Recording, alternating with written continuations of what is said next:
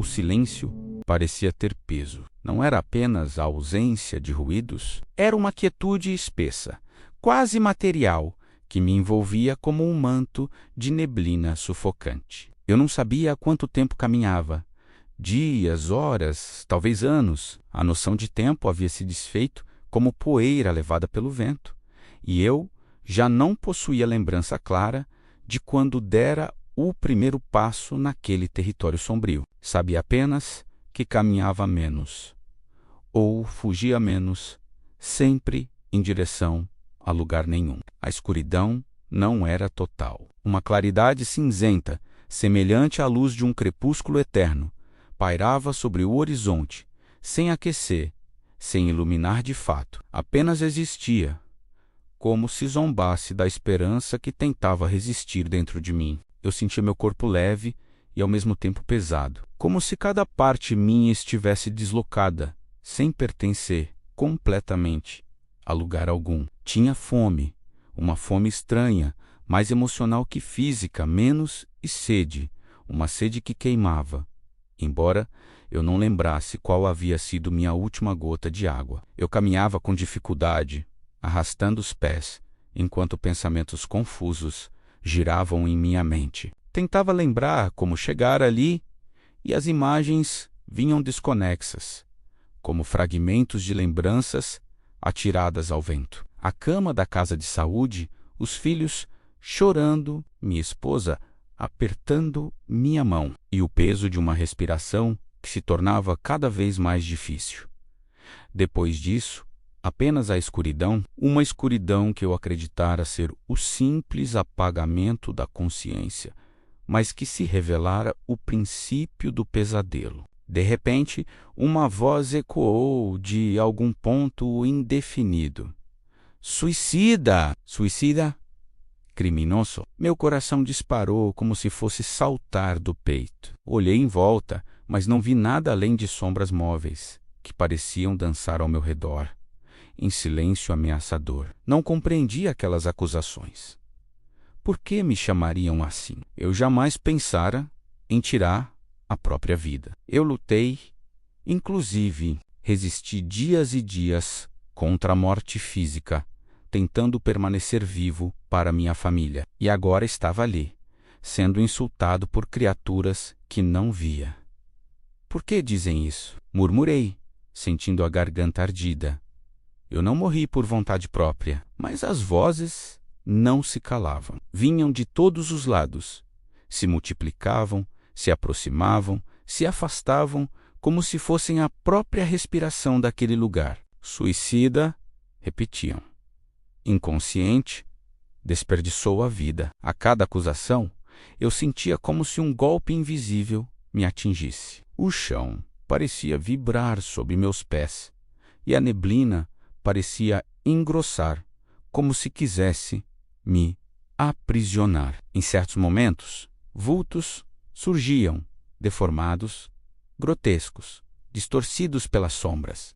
Rostos contorcidos, corpos que pareciam humanos, mas não eram. Eles não me tocavam, mas me cercavam, gargalhando uma gargalhada que ressoava em minha alma muito mais do que nos meus ouvidos. Desesperado, eu corri.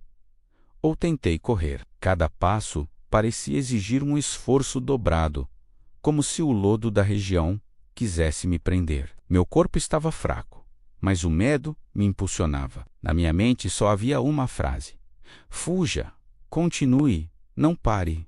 No entanto, para onde? Tropecei em algo que não vi. Caí de joelhos e as lágrimas vieram sem que eu pudesse controlar. Lágrimas quentes, carregadas de angústia. No fundo da alma, a pergunta insistia: por que eu estava ali? Por mais que tentasse raciocinar, tudo parecia absurdo. Eu era médico, homem instruído, respeitável, nunca havia sido religioso. É verdade, mas sempre acreditei na dignidade do trabalho, no valor da responsabilidade. Por que estaria em uma região tão degradada, tão miserável? Onde estava Deus? Por que ele permitiria aquilo? Eu não mereço isso. Murmurei, soluçando. Não pode ser assim. A fome apertou novamente, seguida de uma sede tão intensa que me fez estremecer. Com esforço, arrastei-me até um filete de água que corria perto de uma rocha escura. A água era turva, quase uma lama líquida, mas eu bebi. Bebi mais por desespero do que por vontade. O gosto amargo queimou minha garganta, mas trouxe um alívio momentâneo. Levantei-me com dificuldade, sentindo a roupa rasgada, o corpo pegajoso pela poeira e pela umidade. A barba crescida me incomodava, e eu percebia que estava ali há muito mais tempo do que imaginara. O tempo naquele lugar era um fantasma cruel, que se estendia e se encolhia sem lógica. Por fim, exausto, tombei novamente, agora sem forças nem para chorar. Meu corpo parecia um saco vazio jogado ao chão. Minha mente, um redemoinho de dor, culpa e confusão. A voz interior que antes sussurrava pedidos de esperança agora estava silenciosa.